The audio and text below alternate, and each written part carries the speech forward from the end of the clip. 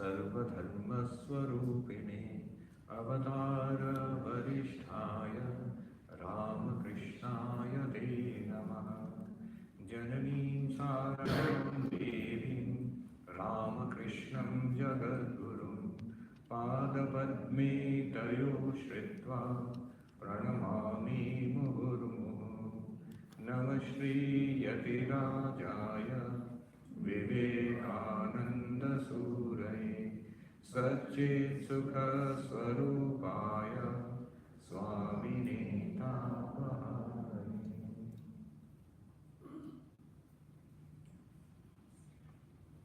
Good evening and namaskar. So today's session is more, I would say, relaxed.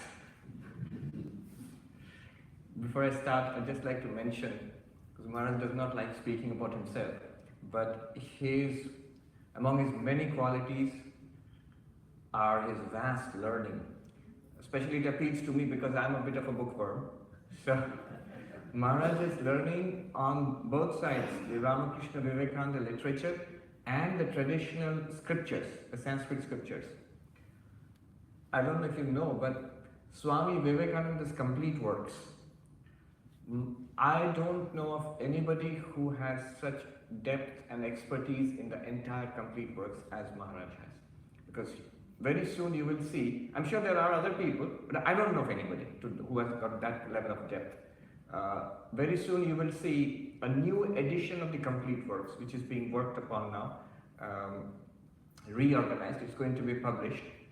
And when it is published, know that the bulk of the work was done by Maharaj. That's why he was in India for so many years. That's the work he was doing. Again, the traditional scriptures, Vedanta, Yoga, Bhakti, all of those Sanskrit scriptures, Maharaj has depth, deep study and mastery. Last time I was in India, one book I was looking for, that was probably one of the final works that Maharaj did in India before coming here, is a not so well-known book. It's a small book called Sutrani, a collection of the Sutra literature. So you know, these philosophical systems were very complex systems of knowledge. And one way in which they were systematized and mastered in ancient India was by reducing them to aphorisms, very short statements with a few words each. So the entire thing was packed into it, entire literature. Many books written over centuries would be packed into a few aphoristic sayings and which you could memorize. So for example, Vedanta, we study Upanishads, we study Bhagavad Gita, but there is an equally important source of knowledge in Vedanta, foundational text or root text in Vedanta called the Brahma Sutras. So those who want to study Vedanta philosophically, they have to study Brahma Sutra. In fact, before becoming sannyasi, in a traditional Dashnami Sampradaya, one of the requirements is at least the first 4 sutras, of course not just the sutras. Sutras will take 10 seconds to tell you the 4 sutras, but with their commentaries, they have to be studied. The total book has 555 sutras. That is the Vedanta Sutras, Brahma Sutras. Then, perhaps better known are the Yoga Sutras of Patanjali. I mentioned it to somebody recently, Patanjali Yoga Sutra, if you're interested in meditation. And he said, oh, Patanjali Yoga Sutra, you mean Ramdev Baba? I said, Ramdev Baba. Of course, Ramdev Baba, but he is contemporary, recent. Patanjali Yoga Sutra is thousands of years old, one of the most ancient texts in existence. So they're the classic manual of meditation. So Patanjali Yoga Sutras. Then the Naradiya Bhakti Sutras, systematized philosophy of love, of devotion to God. Very sublime. Then the Shandilya Bhakti Sutras, which I must confess I am not acquainted with. The Shandilya Bhakti Sutras also on the philosophy of love, of devotion. And then finally, another sutra literature, which is the Shiva Sutras, the foundation of Kashmir Shaivism, an extraordinary system of spiritual philosophy. So these 5 sutra literature, with these 5 texts, Brahma Sutras, Yoga Sutras, Naradiya Bhakti Sutra, Shandilya Bhakti Sutra, and these Shiva Sutras, they are all combined into one. This is a tiny little book which Maharaj actually has compiled. It has tremendous amount of this ancient knowledge all packed into it. Not that it will do us any good unless you have studied all the sutras thoroughly, because it will not. It is like you've got everything, now it puts put in a little flash drive for you and given to you. But it's very useful for scholars and monks and all. Yesterday and day before yesterday, the talks were on Advaita Vedanta. On Tuesday, we spoke about the 2 steps in Advaita Vedanta. Very important to know that. The first step is find out who I am. And that it reveals that you are this existence, consciousness, bliss, Sat Chit Ananda. Having found that out, second step in Advaita Vedanta is you realize everything in the universe is an appearance of that existence, consciousness, bliss. That means the whole universe is actually your expression or it is one with you. It's not different from you. Then only you have Advaita, non-duality. Otherwise it's duality. Often people have doubts that all the time you're teaching, I'm not the body, not the mind, and then when finally you say, then I'm everything. How is this possible? So I'm not the body, not the mind. That's the first process. Neti neti, not this, not this. We finally discover what it is that we really are. Then the next process starts where everything else is absorbed back into what you really are. So that was the topic of the first discussion. And yesterday, the same topic. I have only one topic, that you are Brahman. The same topic was discussed with the smallest and the most powerful of the Upanishads, the Mandukya Upanishad. It has a peculiar method of waking, dreaming and deep sleeping. Investigate that. It's not about waking, dreaming and deep sleeping. Be careful. Mandukya Upanishad is not about waking or dreaming or not even sleeping. Sleep-inducing though it may be, but it's not about... No, I do it an injustice. It's delightful actually. But it's not about that. It's about what those 3 point to. If it points to something beyond them, why not state it straight away? Because it cannot be stated straight away. It can only be indicated and you have to catch it. So that was yesterday's discussion. So today, let us have question answers, stories. If you have any questions, we can start. Okay, I'll come to you. The gentleman at the back there. Okay? Yes. I actually got a question on email also today. Somebody who's not going to come to the session today, she wrote questions. This year, I will take it up later. Yes, please tell us your name and ask the question. My name is Chilukuri. I'm from Houston. My question is quite a general one. Why there is so much confusion and so many people are confused that their mind-body complex identify with themselves with mind-body complex rather than with Atman or self-consciousness? And what are the means and methods to overcome the obstacles in the course of self-realization? It's a very big question. That can be the talk for tonight, but I'll try to keep it short. Why are we identified with the mind-body complex, and why don't we realize ourselves as Satchidananda, as the Atman, and what we really are? That's the whole thing. Shankaracharya says ignorance. The answer is avidya or ignorance. And this is natural. He uses a word in his introduction. Shankaracharya writes an introduction to the Brahma Sutra. Actually, the way we study Advaita Vedanta is Upanishads, Bhagavad Gita, Brahma Sutra, these are the main texts. But you don't study just the originals. You study it with the commentary of Shankaracharya in Advaita Vedanta. So the sutras, the Upanishads and the Gita with the bhashya of Shankaracharya. Now, we are so much interested in Gita. You want to go deeper, you become interested in the Upanishads. But if you are a philosopher, especially academicians, they are interested in the Brahma Sutra. And in the tradition, one gets the title of Acharya Shankaracharya, Ramanujacharya, Madhvacharya, Nimbarkacharya, Vallabhacharya. You get this title of Acharya traditionally if you write a commentary and interpretation of the Brahma Sutras. So Shankaracharya, Shankara wrote a Bhashya on the Brahma Sutra and he's called Shankaracharya. Ramanujacharya wrote his independent Bhashya on the Brahma Sutra called Sri Bhashya, Ramanujacharya, and so on. Now in his Bhashya on the Brahma Sutras, Shankaracharya writes a classic introduction. It is called the Adhyasa Bhashya, which is the introduction to the commentary on Brahma Sutras. The Brahma Sutras, Shankara's commentary, introduction to that commentary is called Adhyasa Bhashya. Adhyasa literally means what you just asked. Why do we superimpose the body-mind upon ourselves? Superimpose means not impose. There's a difference between impose and superimpose. I saw one teacher teaching this superimposition. He's saying, it's very simple. Here is something and then you put something on top of that, that's superimposed. So the Atman, you put body mind on top of that. That itself shows a lack of understanding. That's not superimposition. Here is a table, I impose this one table, this stone pad on the table. That's imposition, that's not superimposition.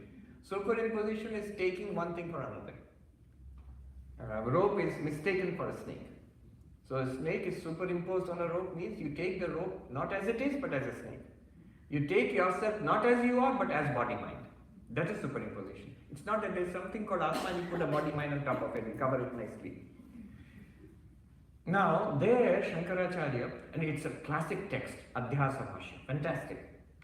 In fact, a professor of philosophy, master of both Indian philosophy and Western philosophy, Professor J.M. Mahanti. He taught in Temple University for many years. He's retired now, advanced in years. I met him recently. Many years ago in the Institute of Culture in Kolkata, at a conference during tea time, he told me, Swami, I have read the sacred and philosophical literatures of the East and the West. I have not come across a more profound sentence than the first sentence of the Brahma Sutra Bhashya, the Adhyasa Bhashya of Shankaracharya. That first opening sentence itself. There in that sentence, he uses a term, Naisargiko ayam loka vyavahara. Naisargika means natural, from birth. You don't have to learn to mistake yourself as body-mind. You are Satchidananda, and it is very natural to think of yourself as body-mind. So the answer to your question is, why do most people, almost everybody, why does everybody think of oneself as a body-mind and not as this Atman you're talking about? Because it is natural. You don't have to go to school or come to Vedanta Society or read Upanishads or Brahma Sutra to think of yourself as body-mind. To realize yourself as the Atman, you need teaching. We need to come to Vedanta and learn this. So that's the answer of the traditional teacher of Advaita would give this answer. I know you'll be thinking, oh, it's natural. It's because answer to this question is, why do we think of ourselves as body-mind? Because of ignorance, avidya, ajnana. You can still push that question. Why ajnana? Why is there avidya at all? Why is there ignorance at all? Are you pushing it to that level? Or are you going to, you're not going to ask? Alright, then I will not go into that. And then the second question was, what are the methods, the practices to overcome this? Very important. I'm glad you asked this, because the last two talks we did not touch upon the important subject of sadhana, spiritual practice. So what is spiritual practice? According to Advaita Vedanta. According to it, it goes like this. I'll put it in brief. I'm going to draw mentally for you a matrix, 3 by 3 matrix. What is the whole question of spiritual practice? So what is spiritual practice? What is the problem? What is the solution? And what is the method? 3 headings: problem, solution, method. So the problem immediately, the moment you say that I am Satchidananda, Problem immediately becomes, as you asked just now, why don't we realize it then? Why don't more people know it then? And the problem is called ajnana, ignorance. Problem, ignorance. The solution is immediate, knowledge. For any ignorance, suppose I don't know computer science. I am ignorant of computer science. So what will be your solution? Enroll yourself in a class, learn computer science, that's a solution. So ignorance about computer science is removed by knowledge about computer science. Ignorance about, say, Spanish will be removed by knowledge about Spanish. Ignorance about the self will be removed by knowledge about the self. You don't seem too confident. Whatever, remember this is a rule. Whatever we are ignorant about and wherever the ignorance is, the knowledge also must be about that thing and it must be there. It's a rule in Sanskrit, Vishaya and Ashraya. Vishaya means object of knowledge. Ashraya means the locus, the place where the knowledge and ignorance. The Vishaya and Ashraya of knowledge and ignorance must be the same. I see frowns. What did you just say? I said something very, very simple. Suppose I have ignorance. Suppose I have ignorance about Spanish. So the Vishaya, the object of my ignorance is what? What is it that I'm ignorant about? Spanish. And what do I need knowledge about? Spanish. So the object of ignorance and the object of knowledge, Vishaya, must be same. I can't have an ignorance about Spanish and go to the German class and say that I'm removing my ignorance about Spanish. It won't work. It won't work because the Vishaya is different. Okay, point one. Point two, Ashraya, locus, the place. There is knowledge about Spanish. In my class, I have ignorance about Spanish and knowledge of Spanish is there in my teacher's mind. So knowledge is there in my teacher's mind, ignorance is there in my mind. That knowledge will not remove the ignorance in my mind. The place where ignorance is, that place knowledge must come. The locus of ignorance and the locus of knowledge must be the same. Ashraya. So my guru's knowledge will not remove the Shishya's ignorance. Shishya also must get knowledge. The disciple also must get knowledge. When I put it that way, it sounds like common sense. But it's an important point to note. So knowledge about Vedanta is required. Solution. Problem, ignorance. Remember the matrix. Problem, ignorance. Solution, knowledge. Ignorance about what? Self. So knowledge about what? Self. Method, Jnana Yoga. Shravana, Manana, Nididhyasana. Shravana. Must come to class in Vedanta Society. And listen. One Swami used to teach very humorously, he would say, you are here but you don't hear.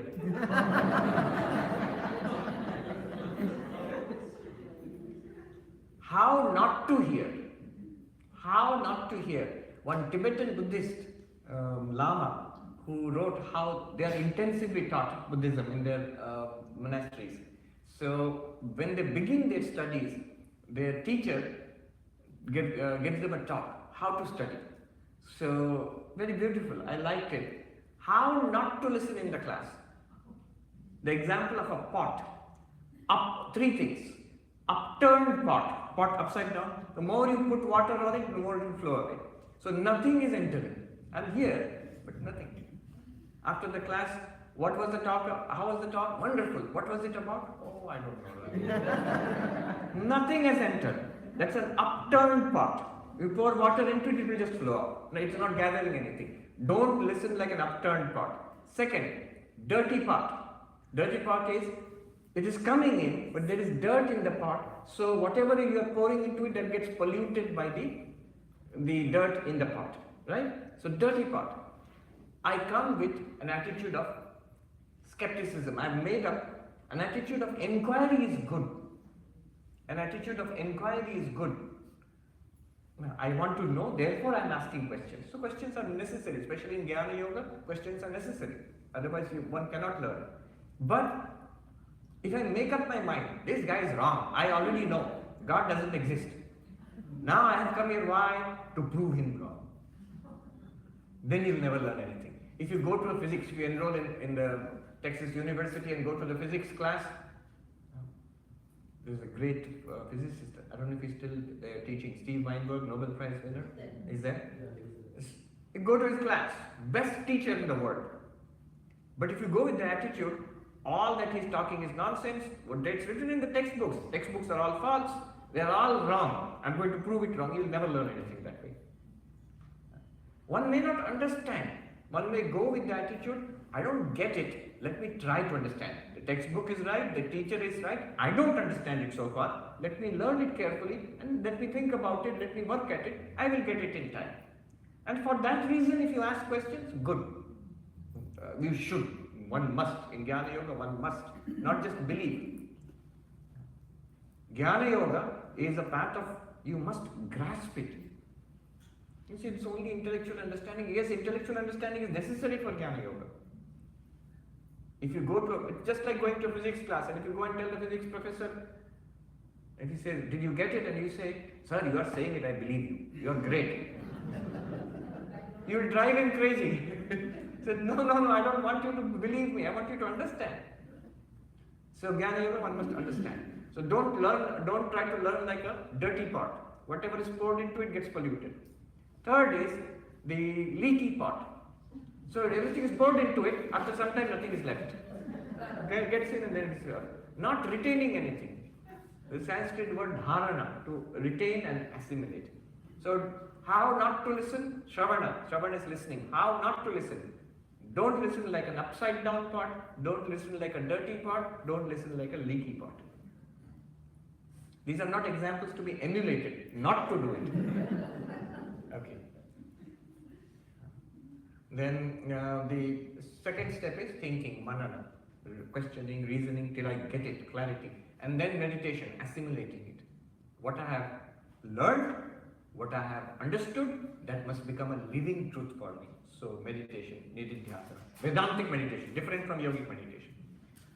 Now this is, so remember, what have we got so far? The first row, problem, ignorance, ajnana. Solution, knowledge, jnana. Method, sadhana, shravana, manana, nididhyasana. Now you will say, I have a problem here. You see, Swami, this is not the first time I'm coming to Vedanta Society. I've been coming for 20 years, 30 years. I've listened to many classes and I think I've understood. I've seriously listened. I can show you all the notebooks in my... But knowledge, nothing. Why is it not happening? Come on in. Yes, there's a lot of space. Why is it not happening? Because Vedanta says second level problem is there. Second level problem. What is the second level problem? It is called in Sanskrit vikshepa, scattered mind. Mind is not able to hold on to it and assimilate it. The teaching is being given, mind is not able to hold on and assimilate it. So problem, vikshepa, scattered mind. Solution, focus, ekagrata, focus. Sadhana, practice, upasana, meditation, dhyana, upasana. What do I do? Or take initiation, do mantra japa, or some kind of meditation technique where the mind becomes concentrated, sharp, one-pointed, able to retain. You see, in one place, in the Gospel of Sri Ramakrishna, a lot of Vedantic talk is going on. Sri Ramakrishna is not participating, he's listening keenly. Then he just makes one observation. You know all the talk, I am Brahman and all of that. He listens and then he says, all these talks are good, but this must be assimilated. In Bengali he said, "Kothagulo to bhalo, dharana hawa chahiye." This assimilation is not possible because mind is scattered. So a whole range of meditation techniques are prescribed. Different kinds of meditation. In the Vedas there are meditation. Patanjali Yoga gives different kinds of meditation. There is Kundalini Yoga, Mantra Yoga, Laya Yoga, Kriya Yoga, many types of meditation. So all of them For Vedanta, look, and this framework is Vedantic framework. For Vedanta, your meditation, the point is concentration. Again, we scratch our head and say, that is all right, but I have been meditating for 20 years. And instead of concentration, what is happening is, come on, yes. Instead of meditation, what is happening is, my mind gets scattered here and there. Either in meditation, I am looking at the clock, when I will finish. And not just you, it happens to us also. I remember when we were in the training center, there was a strict schedule of meditation. So there would be big clocks on the wall. You cannot get up before that. I have myself on occasion, because I loved reading. So when can I get up from this boring activity and go back to reading? And I would sometimes catch myself opening my eyes and looking at the clock. I remember before our time, there was the novice masters are called acharyas, those who teach us. So one of them was a very strict teacher. That was before my time. This Swami would keep a strict eye on the novices, whether they're doing regular meditation or not. You know those old alarm clocks were there? Big metal clocks like this? Early in the morning, you don't speak there. Very early in the morning, you have to go for meditation at 4 o'clock. They wake you up 3:40 in the morning. So from 4 o'clock, at least till 5 o'clock, that's minimum. Maybe up to 6 o'clock also you can sit for meditation. The poor novice, brahmachari, coming back from the temple with the meditation mat under his arm, maybe thinking he'll catch 10 minutes of a nap, a sleep before the next item in the routine, which is chanting in the prayer hall and so on and so forth. It's a very tight routine. 26, I counted 26 bells in 24 hours. Everything done to precise, second to second. And it's relentless for 2 years. So he's coming back a little early, and this master would stand there. Of course, he cannot speak. With this big clock, which he would thrust in the novice's face, showing him that it's not yet 5 o'clock. And it would be all wordless, no verbal communication. And the poor novice would turn around and trudge on the way back to the temple to meditate for 15 minutes more. So it is not happening. I'm practicing meditation, but meditation is not working. So what is the solution? Third level problem. I hope you're getting the matrix correct in your mind. Problem, solution, method. Ajnana, tell me. Ignorance, knowledge, jnana yoga. Shravana, manana, nididhyasana. Then vikshepa, scattered mind. Focused mind, concentration, ekagrata. Method, upasana. Dhyana. Next problem. Why is meditation not working? Third level problem. And I promise this is the last level of the problem. No further levels. Third level problem. Chitta mala, impurity of the mind. We have poured so much dirt into the mind.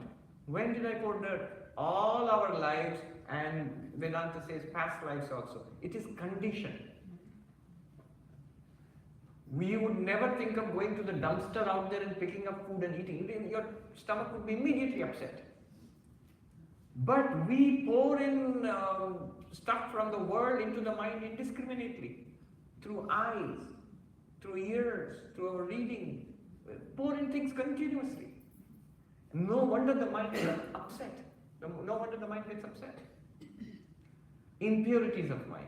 So that's the third level problem. Chitta mala. Then what is the solution? Purity of mind. Chitta shuddhi. So in text you will continuously hear Chitta shuddhi, Chitta shuddhi, Chitta shuddhi. Chitta shuddhi. That is the solution. How do you do that? Many ways are there, but one powerful way is karma yoga. Unselfish action. Unselfish action. Main cause of impurity is all kinds of desires which are connected by one thing, selfishness, for myself, me and mine. So unselfish action, karma yoga. With karma yoga, impurities of the mind are cleansed, one gains chitta shuddhi, purity of the mind. With a pure mind, when you meditate, one gains the one removes the scatteredness of the mind and one gets a focused mind. With a pure and focused mind, when you come to Vedanta, Shravana, Manana, and Nididhyasana, it leads to Brahma Jnana, knowledge, illumination. One teacher told me that Without spiritual practice, if you listen to Vedanta, what will happen is you will feel I have understood something nice. It's a fine philosophy I learned, but life is just the same. Life is just the same. It has not benefited me really. I still am the same imperfect person with a lot of unhappiness in my life, frustrations in my life. With spiritual practice, what is spiritual practice? Karma yoga, dhyana yoga, upasana, and Shravana Manana Nididhyasana. With all of that, Vedanta will give rise to, same teaching will give rise to illumination, jnana, Brahma jnana, liberation. Now this is, I'll come to you. This is the structure according to traditional Advaita Vedanta. Shankara's Advaita Vedanta structure. Karma yoga, upasana, jnana. These are the practices. And if you come to Swami Vivekananda, same thing. In fact, all the acharyas, they accept all the yogas, but the ladder they put, the structure they put is different. So Ramanujacharya, he would put Karma Yoga first, then Jnana Yoga, and then Bhakti Yoga, finally Bhakti. So would Madhvacharya. Karma Yoga, Jnana Yoga, Bhakti. Of course, in their case, Jnana Yoga means something different, because the philosophy is different. Ask Swami Vivekananda, he gives a very powerful and practical suggestion. Do all of them. Meditate, devotion to God, unselfish action, and investigate. This philosophical investigation into who am I. All of them can go on together. You have a heart to love. Why don't you use it for bhakti? You have a mind to meditate. Do meditation. As the Holy Mother once said, God has given you fingers, so count the name of God on your fingers. So that attitude, karma yoga, we have hands to work unselfishly, convert it into spiritual practice, and an intellect, use it for investigating into who am I, Vedanta. All yogas, the harmony of 4 yogas, Vivekananda taught. So this is in brief spiritual practice, the whole range of spiritual practice. Swamiji, you were talking about just now. It's a follow-up, right? But because another person had raised his hand. You gave us 2 terms. One is nididhyasana and the other is dhyana. Yes. How are they different? Nididhyasana and dhyana, I'm using them in 2 different ways. Nididhyasana is what is called, it's also meditation, it's Vedantic meditation. Dhyana is, I'm using it for yogic meditation. At the second level, do see the 2 levels I put them on. At the top level is Shravana Manana Nididhyasana. The roles are like this, the roles of each. Shravana tells you what the teaching of the Upanishads is. Basically, you are Brahman, Tattvamasi. So you know what the Upanishads are teaching. That's the end of Shravana. Not so easy, because if you actually go to the Upanishad, it's a vast range. So Shravana has to be done so well that you should know the entire body of teaching, that it leads up to I am Brahman, Tattvamasi, Aham Brahmasmi. You should be able to know or explain clearly that how the entire teaching of the Upanishad leads up to Aham Brahmasmi. Then what is the problem? Next is, I know what the Upanishad teaches, but I have many doubts. So the doubts are asked at the second level, that is manana, reflection, cogitation. At the end of manana, you know that you have finished with manana when you have got clarity. I know the teaching, now I have understood it, I am convinced. Now what you have known and you have learned and you are convinced about, now it has to be, you have to dwell with it, you have to stay with it. That is called Vedantic Nididhyasana. That is Nididhyasana. That will not work without the first 2 stages. If somebody says, oh, ultimately I have to meditate on Aham Brahmasmi, I am Brahman, let me do that straight away. Why go through all these classes and read so many books, attend talks and all these arguments and questions? Let me just sit quietly, Aham Brahmasmi, Aham Brahmasmi, Aham Brahmasmi. No, that is not Vedantic Nididhyasana. One simple way of understanding this is, suppose the same example, you have enrolled in a course for physics in University of Texas. The teacher teaches you and tells you, come to the class, listen to the talks, study the textbooks, think about it, ask questions. and then finally sit quietly and think deeply about it, you will get it. So if you take that, oh, finally I have to sit quietly. So I will not come to class and read the textbook, I'll just sit quietly. Will I get physics? No, not at all. So Nididhyasana in Vedanta is the culmination of Shravana and Manana. It is meant for soaking yourself in the conviction you've already got till it becomes a living truth for you. Technically, I'm trying to put it in English, but technically if you ask a Vedanta teacher, Advaita teacher, the terms are very precise. There are two problems which are removed by respectively Manana and Nididhyasana. What are the two problems? One is called Asambhavana, the other one is called Viparita Bhavana. Asambhavana means when I listen to Vedanta and I am told that I am Brahman, immediately the question comes, how? I know what I am not Brahman, I am not existence, consciousness, bliss. I am this person. How am I pure consciousness? It is impossible for these reasons. So this impossibility, this kind of doubt is removed by reasoning. So the doubt is removed and you get a conviction that yes, it is possible. I understand how I am Brahman. That is first problem. Second problem is even after understanding Viparita Bhavana, the opposite tendency will be there. I understand I am Brahman. I understand I am the witness consciousness. Yet I continue to feel and talk and behave as if I am a body. Just like what I was doing earlier, even after understanding all this, I'm still behaving like that. I'm still reacting like that. I'm still suffering like that. So that is called Viparita. Viparita means opposite. Viparita Bhavana. That is removed by Nididhyasana. So Asambhavana is removed by Manana, Viparita Bhavana by Nididhyasana. Dhyana, the yogic dhyana, the purpose is Chitta Vritti Nirodha, is quietening the mind, calming the mind and focusing the mind. This is the difference. The Vedantic meditation purpose is not to focus the mind. It is taken for granted you have a pretty focused mind. Then apply it to Vedanta. But to focus the mind, that is the purpose of yogic meditation. From the Vedantic perspective, again and again I'm saying, this is the Advaitic perspective. If you go to Patanjali Yoga, that is not the perspective, the different frameworks are there. Restless mind, calm it with meditation. Nowadays they're doing it for children. Mindfulness classes for grade 2, grade 3. I was with a host family in Denver, and when the child would get very hyperactive, mother would say, mindfulness, mindfulness, and she'd sit quietly like that. Grade 2. What the child is doing, that is the purpose of actually meditation, to calm down the mind, to focus the mind, of course to a great depth. Okay. Yes, definitely. He raised his hand first and then I'll come to you next. He went here. No, there. Here. This way. Here. And then we'll go to him. My name is Xavier Institute of Management.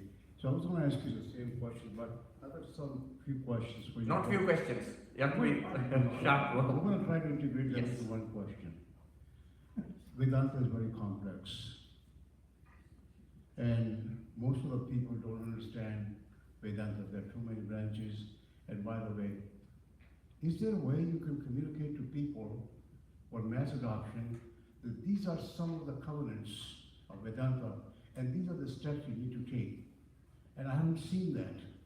And try to get the audience fixed to that discussion. And if they're not very motivated, you would want them to be motivated to come and go through this process. And that's what I see. And that's what I see in India. I've seen elsewhere that the mass adoption, despite the fact we have wonderful philosophy, is not understood. And it's just like Albert Einstein's equal to mc squared. What do you suggest? The point is taken. Just as everybody understands, or everybody knows E is equal to mc squared, but what it means and the mathematics behind it, very, very few people understand. Similarly, Tattvamasi, Aham Brahmasmi, everybody has heard of it. Everybody sings Chidananda Rupa Shivoha. But what a vast amount of knowledge and understanding goes into it and behind it. And that very few people understand. So for that, systematic study is necessary. It's like cultivating classical music, any kind of classical art form. It takes commitment. So it is available. Nowadays a lot is available, even online. I myself have done 2 courses on Introduction to Vedanta. 2 introductory texts. There are a number of beautiful introductory texts. So 2 of them are available now on YouTube. That is Drigdrishya Vivekam in 12 classes. If you go to YouTube and search for Introduction to Vedanta, you will find 2 series. One series is Drigdrishya Viveka, 12 classes. It's a small book, it's easily available. You can get it online, you can purchase the actual book, it's a simple, a small book. That's one. The next one is called Aparoksha Anubhuti. That is available in 44 classes on YouTube. It's free. You can just go there and start with class 1, keep the book in your hand and listen. You will get a fine, authentic introduction to Advaita Vedanta, classical Advaita Vedanta. Yeah. Question? Yes, the gentleman there, right there, at the back. Somebody raised a hand here? Yes, the lady there, I'll come to you. Swamiji, my name is Haraprasad Shastri. May I ask you 2 questions? Haraprasad Shastri, it's a very famous name because there was one Haraprasad Shastri in Shanti Southern in London who translated a number of the fundamental texts of Advaita. Please answer. Yes, I have 2 questions. The first belongs to the first day and the second belongs to the second day. Aparoksha Anubhuti. I understand the term Anubhuti and Aksha. Why is it called Aparoksha? Because I thought Param is higher, Atma Vidya. Apara is lower Vidya, Anatma Vidya. So why is it called Aparoksha Anubhuti? Okay, good question. I like these questions, they are right up my alley.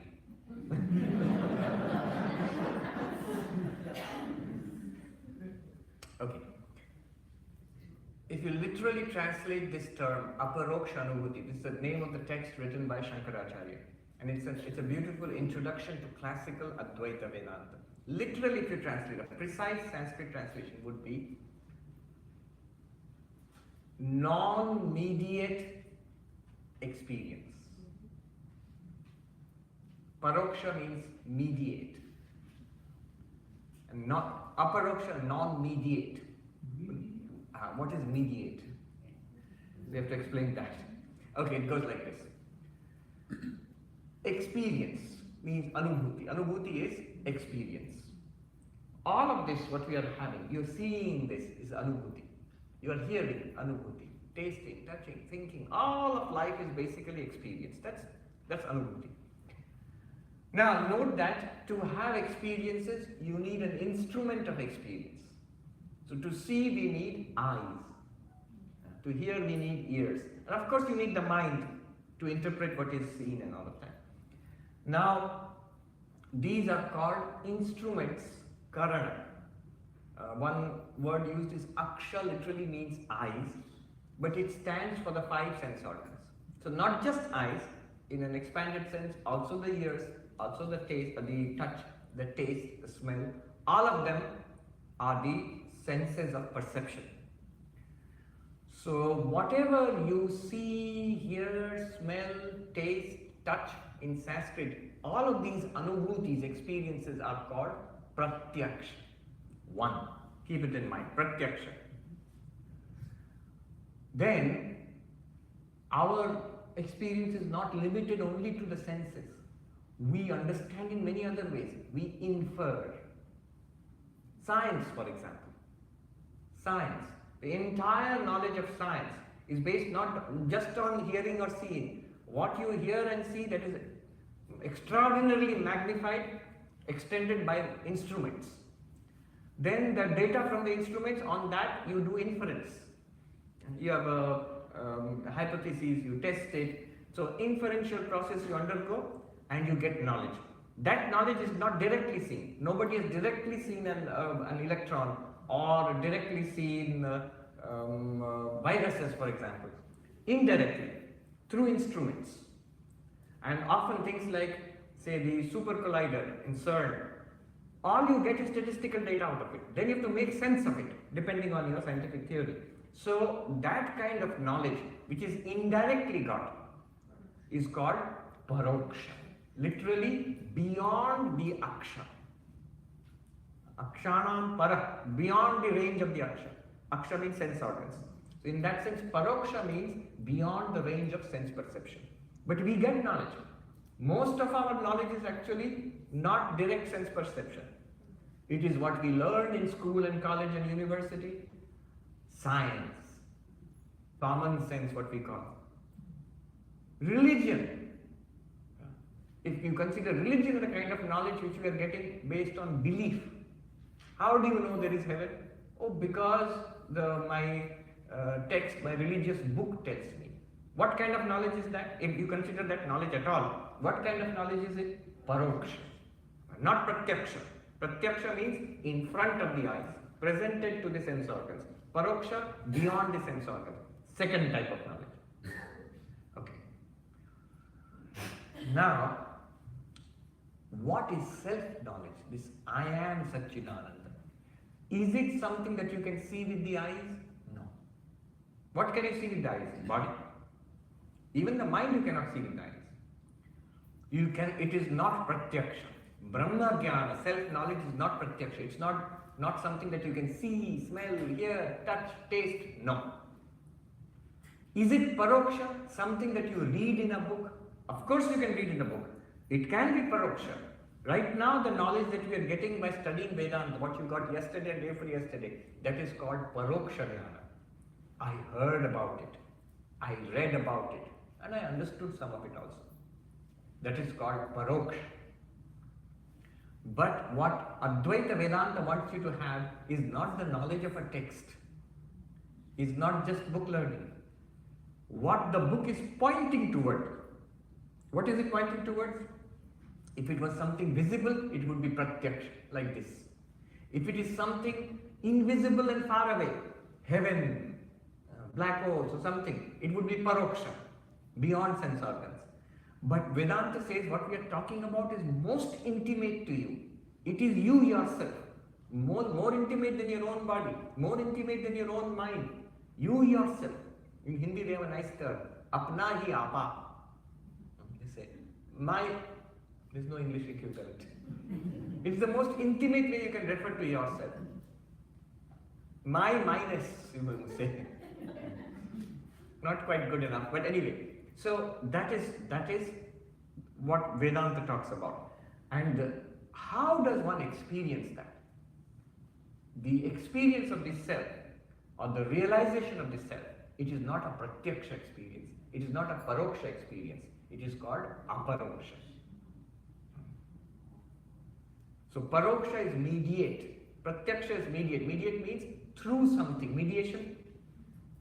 Pratyaksha is a kind of mediate knowledge through sense organs. Paroksha is a mediate knowledge through science, through religion, through inference, through belief, through common sense, something else, through authority.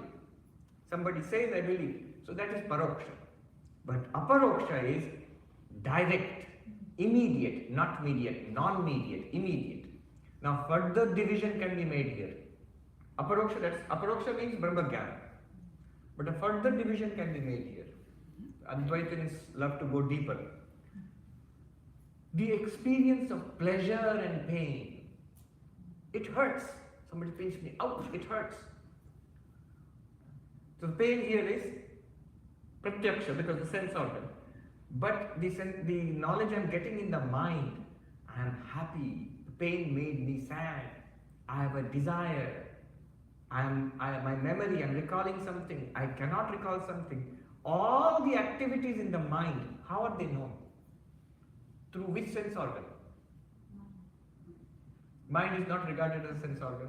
So there is a school of Vedanta which regards it as an inner sense organ. So mind, all the happiness and sadness in the mind, knowledge in the mind, all of that is presented directly to you, the awareness, consciousness. So that can be called aparoksha because it's directly experienced. First, that's why Descartes, he said, cogito ergo sum. I cannot deny the thoughts. Even if I deny that there is no, I do not exist, that's also a thought. That's directly experienced. The mind is directly experienced, so that can be called a paroksha. In that case, what will happen to self-knowledge? So the new term is there. It's actually from the Vedanta Upanishad. Sakshad aparoksha brahma. So not even aparoksha, deeper than that. Sakshad aparoksha. Direct, non-mediate realization. But in a general sense, aparoksha anubhuti means self-realization or brahma jnana. So this is what it is. Now there was another person. Yes, here. No, the lady there. I'll come to you. Please sit. Thank you. मेरा can I speak in Hindi? जी बताइए. I'll translate. No, I can speak in English, but you know the question what I will ask. Easier to put in Hindi, I know. Yes. Deepa कारकल और मैं ये पूछना चाहती हूँ जैसे आपने ये सब बताया उपासना और मेडिटेशन ये सब करो मतलब करना चाहिए या करो जो यदि हम ये सब करें एंड हम कौन हैं ये भी जाने तो क्या हम भगवान के दर्शन होंगे? Okay. Good question. और मैं और एक बात करना चाहती हूँ कि आपको तो भगवान के दर्शन हो ही गए होंगे तो ये बताइए कि वो कैसे हैं कैसे दिखते हैं?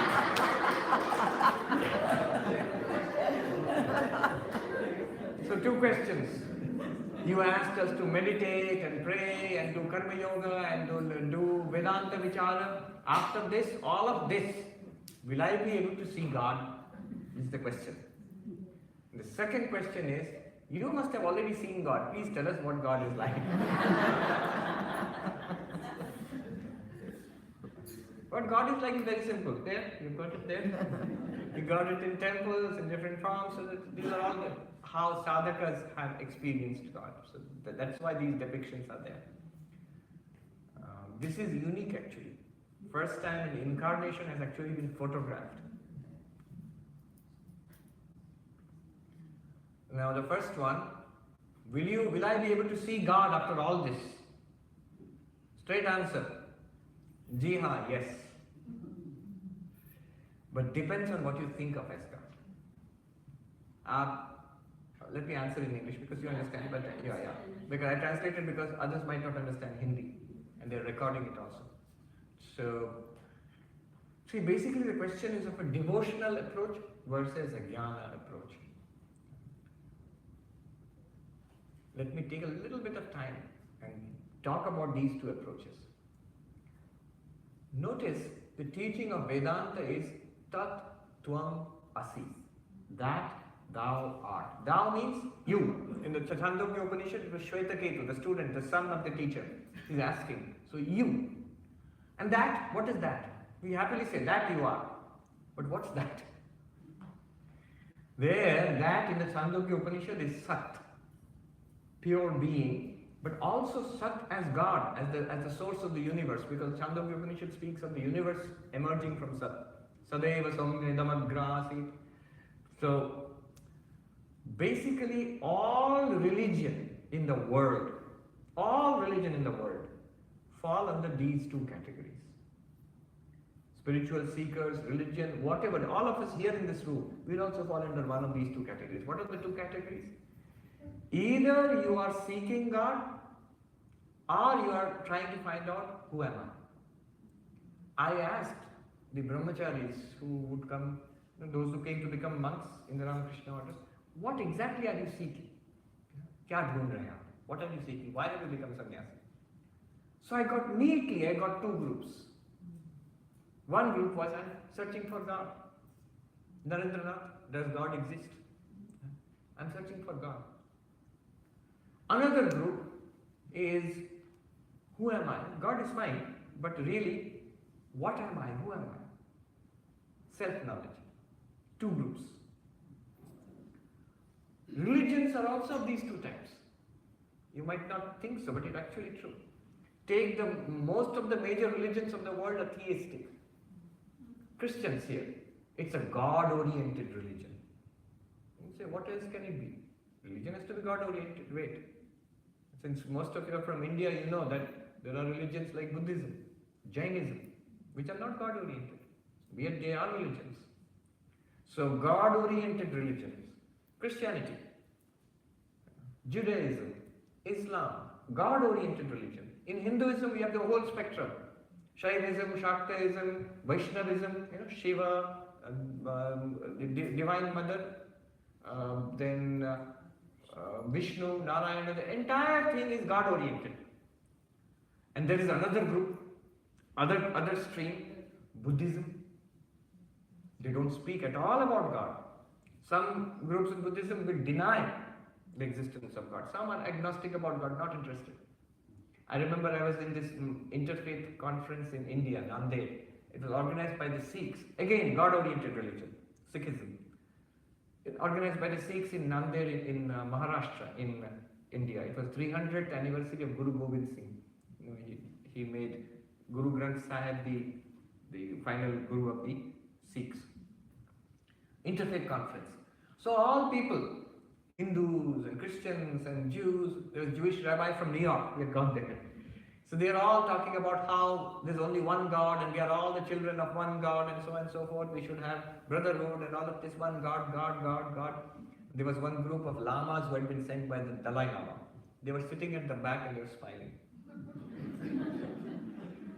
If you ask them, their response will be, what are you talking about? What God?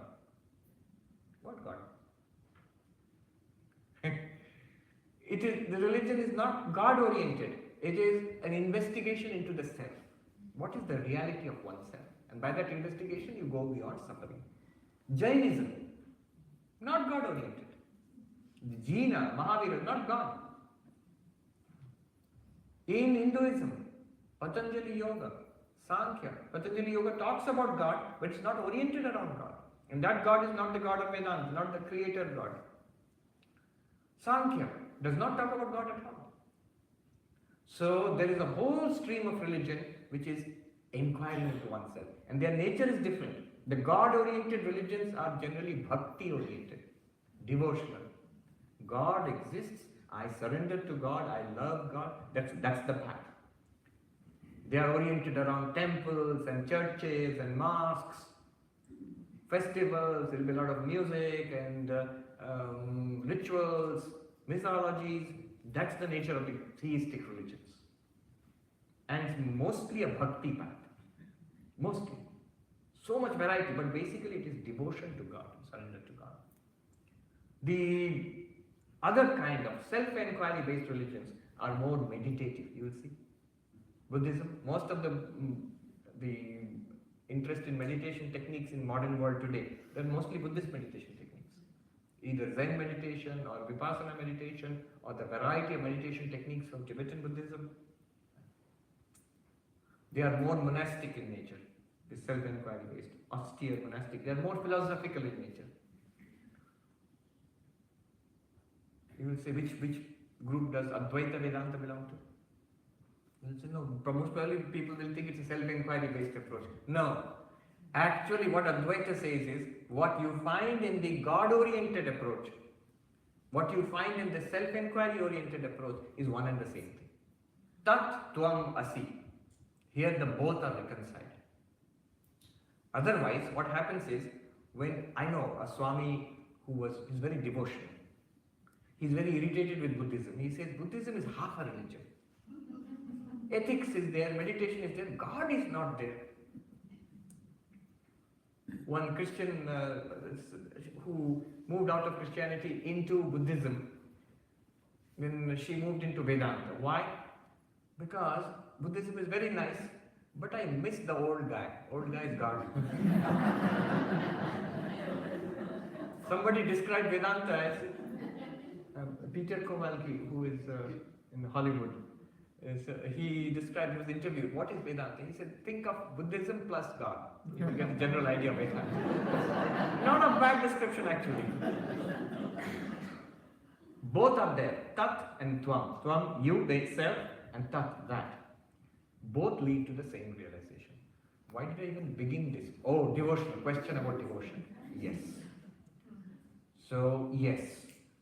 If you follow this path, you will realize God, but in this path, you are not actually searching for God. You are searching for the reality within you. But you will realize what people in the path of devotion also realize. Same thing. Question here. I'll come to you. Two people there. Please wait, there is a microphone coming. Yes, sir, I have a simple question. My name is Raghavendra Rao. Okay, we had a whole full session, first session on body or not body and all that. Then the second session, you told us we're actually Turiya all the time. We go through different stages. In fact, I will modify that. Different stages go through you. Yes, oh, thank you. Then, I'm still stuck with the body, which is called Sthula Sarira. Like Sri Ramakrishna went directly from Sthula Sarira to direct realization. In reality, we have 7 billion people in the world. Very few go directly like that. Most of the population go through 3 stages: Sthula Sarira, Sushma Sarira, Karana Sarira, and then final salvation. We all know what is Sthula Sarira is. We all, most of us, are nearing to getting closer to the Sushma Sarira. Could you tell us what happens when we go to Sushma Sarira, Karana Sarira, just like Sthula Sarira? Thank you. All right.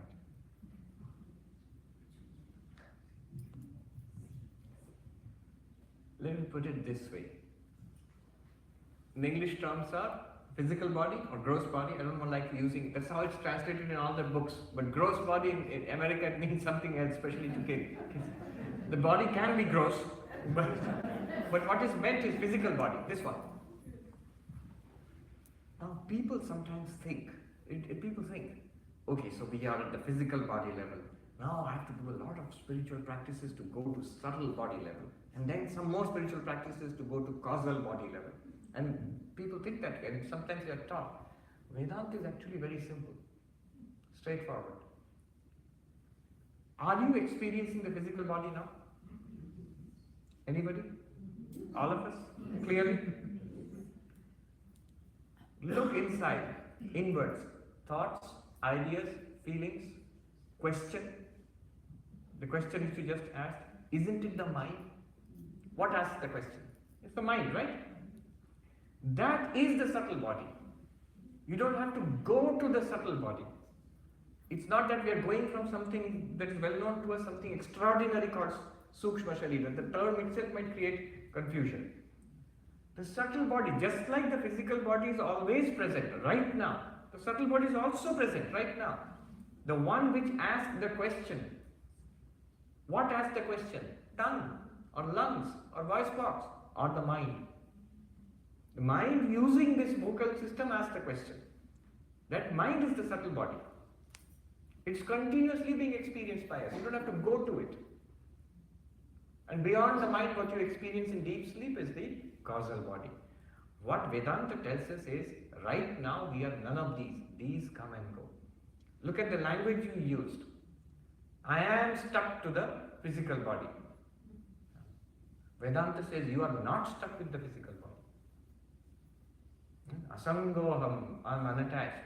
So yes, but I will realize that. But right now I am stuck with the physical body. That's what Vedanta is saying. Right now you are not stuck with the physical body. Think about it. Are you a body with consciousness, or are you consciousness in which a body is being experienced? Right now? Just change the paradigm of looking at it. Look at your experience. Are you body experiencing consciousness, or consciousness experiencing body? Tell me. Now, right now. And that consciousness is not attached to the body. Proof. In deep sleep, in dreams, every day when you dream, this physical body is on the bed and sleeping. Sound sleep, snoring maybe, that's why they call it sound sleep. Snoring. But you are not aware of it. You think you are maybe taking a vacation in Hawaii or going to Delhi or some other place. You're taking a walk in the park outside. All those ideas are coming to you. You are experiencing, your conscious experience is going on without any reference to that body sleeping on the bed. Then how is your consciousness attached to the body? Then next you'll have deep sleep. Word has disappeared, body is not disappeared, mind has also stopped. No dreams, no waking word, no dreams, consciousness by itself. That's the Vedantic description of deep sleep. You see, it's a very subjective, in philosophy it is called phenomenological description. How you experience it. I remember Swami Sarvapriyananda was giving this a talk on Mandukya in Calcutta University. And he's talking in deep sleep, no word, no body, no mind, only the awareness itself with ajnana and karana sharira. And one physiology professor, he could not take it anymore. He stood up in indignation. He said, "What do you mean there is no body? We can see the fellow sleeping on the bed." That is not the perspective of Advaita. Advaita asks you to take your perspective. How does it seem to you when you are in deep sleep? Not how you look from the person outside. Because the materialist perspective is, we would like to measure it from outside. That's a different perspective. What does it look like to you? To that consciousness, it is body, you are not attached to the body. Which body are you attached to? Are you attached to the body of the baby? It has grown up. Body of the little boy or girl? Grown up. Body of the young person? Become middle-aged, become old. We are not attached to the body. Body will one day age and die. It will go. You need not worry. You will be the witness of you're the witness of the birth of the body. You experience the growth and change of the body. You experience the eventual decay and old age of the body. And finally you will experience the going away, the final dissolution of the body. You are not touched by it. We think we are touched because our perspective is somehow deep inside. I am the body. Asangoham. Vedanta says not that you have to become unattached. I am unattached. You cannot help it. You are helplessly unattached. Nothing in the world sticks to you. No person sticks to you. Persons come and go in your life. You cannot hold on to anybody. Wealth does not stick to you. Knowledge does not stick to you. It all comes and goes in the light of the awareness which you are. The whole world, the universe, samsara rotates in this light which you are. And that's a good thing. They depend on you. You don't depend on them. The entire universe depends on you, the Satchidananda. For what? For existence. For revelation. Without your light, nothing is experienced. Without your existence, nothing exists. You might say that's a crazy thing to say. No. You just change your perspective from body to consciousness, you will see these are just literal, this is just reporting a fact just now. Vedanta, this is a very important point. Vedanta siddhavastu. Siddhavastu means it is reporting to you an existing fact. Bhakti, yoga, karma, they all try to achieve something which is not achieved right now. Is your mind in samadhi? No. Yoga will take your mind to samadhi. Not yet siddha. You have to do sadhana to reach there. The Brahman Vedanta speaks about is siddha. It's there right now, that's what you are. Vedanta just tells you a fact.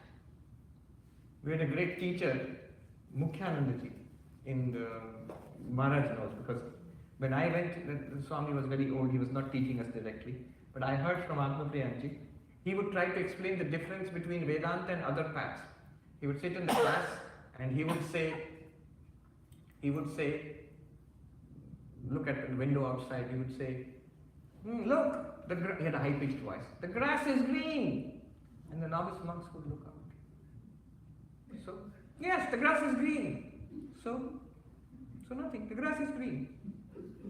Xavier was scratching his head, what's going on? And the next he says, get me a glass of water. And immediately one young monk stands up, yes, Swami, and you get food, sit down, food. I say, what happened? See, we understand a command. Do this. Do unselfish action. Offer a flower, offer an incense, chant a mantra, sit like this, breathe like this, think this thought, repeat a mantra, concentrate here. These are all like, get me a glass of water. Do this. We understand. You are Brahman, Satchidananda, Tattvamasi is like grass is green. What? It's a fact. All you have to do is note it. But we don't. We can't believe. It's too much for us to believe. One teacher put it very nicely. If somebody comes in India, people believe a lot in astrology and all. Saturn's influence is very much on you. Terrible. Immediately we believe it. Oh, what do I have to do? This puja you have to do, this amulet you have to wear, come to the astrologer, pay so much dollars. Maybe true, may not be true, I don't know, but we believe it immediately. Oh, tell me, help me. Yes, I know my life is horrible, it must be Saturn. Straight away we believe it. If somebody tells you, Vedanta tells you, you are Brahman, you are one with God. And not me. No, who me? That person will not me. I am nothing. That is called Shraddha. Lack of Shraddha. We are immediately ready to believe bad things, negative things about ourselves. After teaching Vedanta, the teacher tells the student, Shraddhasva tata, Shraddhasva. My child, have faith in this. We have faith in so many things. Vivekananda put it directly. You have faith, do not have faith in yourself, you may have faith in all the gods that exist, all the religions. He said all the religions of India and all the religions that the foreigners have brought into India. You may have faith in all of that, it won't do you any good. Have faith in yourself, even at a common sense level, even at the level of body-mind. Have faith in yourself, makes a difference to your life. In the level of Atman, you are liberated immediately. Ashtavakra, it starts with a simple message. He who thinks himself to be bound will become bound. He who thinks himself to be free is free at this moment itself. It's too simple for us. I am body, immediately ready to believe. I am awareness, it's a fact, absolute fact right now. What are you talking about? Be awareness and behave as if you are use the body mind. Know that you are this unchanging awareness and live your life in this body and mind as long as it lasts. Live a life of blessedness and happiness. So on that note, we will end. We have already run out of time. But question answers is very nice. We could go on and on and on. Yes. Should I do a peace chant?